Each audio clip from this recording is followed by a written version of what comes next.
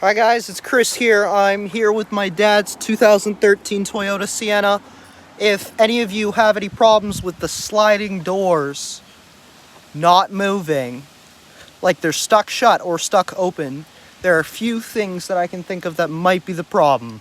So, under your driver's side panel, you have a panel right up there. You're gonna pop it off.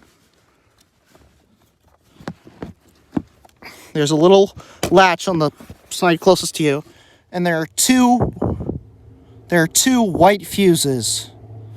The one up here is for your right side. The one down here is for your left side. You also have a fuse puller up in your fuse box up here. So just pop that off. There's a little latch in the front that you have to push forward and lift up. All right?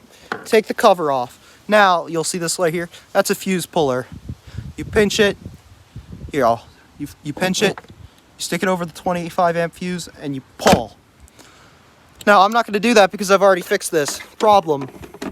But I thought I'd share it because there are all these videos out there that tell you to do this, that, and that, and none of them work. They're really complicated. I went so far as to take the panel off of my father's car door. And you might need to do that. There is see how I pulled the handle? There is a tiny motor down here. And you might get, if you've had to force the door open to get in or out of the car, you might hear this long continuous beep every time you push one of the buttons. But you're able to freely move the door back and forth. It's just that it won't latch shut. So don't go taking off the door panel. You don't need to. What you got to do is you got to get yourself a socket, 10 millimeter, go up to the car, take off the negative terminal of the battery, 5 minutes, wait 5 minutes, all right? And this is after you've checked those two white fuses underneath to make sure that neither of them are blown. Just give me a second. So you've checked those two white fuses. Here's the fuse panel right here.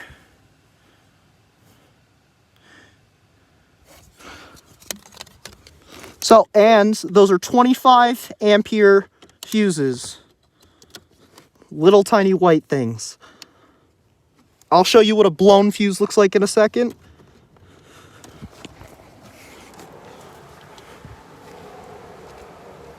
So, this is a blown fuse.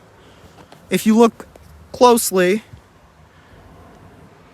you can see that the little tiny metal bridge in the middle is broken. That's what a fuse does. So, you just read the numbers on the top. 25. You go to the store. Any store will have them. Pick it up. Make sure it's the right size and that it has the same number on the top. An automotive fuse. And then you're just going to replace that if that's burnt. You can check them both. Real easy to get to. A little bit of contortion to kind of get under there and unclip that panel. It's right by your e-brake. And after you do that, and your battery terminal is disconnected, you're gonna wait 5 minutes. I've already done this, all right? Then you're gonna hook it back up, tighten it down, make sure it's nice and tight. Yeah, I know, terminal's really cruddy. I'm gonna grab a wire brush and clean it off later, but that's not the point of this video. And then, what you should do is, all right, make sure that the child lock is not down, it's up. And you're going to want to go into the front. And you're going to want to push, if that's pushed in like that so that the orange is hidden, that means it's off and it won't get power. You want to do that before you start working on this door, otherwise you'll burn out your motor. And then make sure it's out after you've reset your battery terminal, okay? If it's out, and then what you're going to do is push the door button.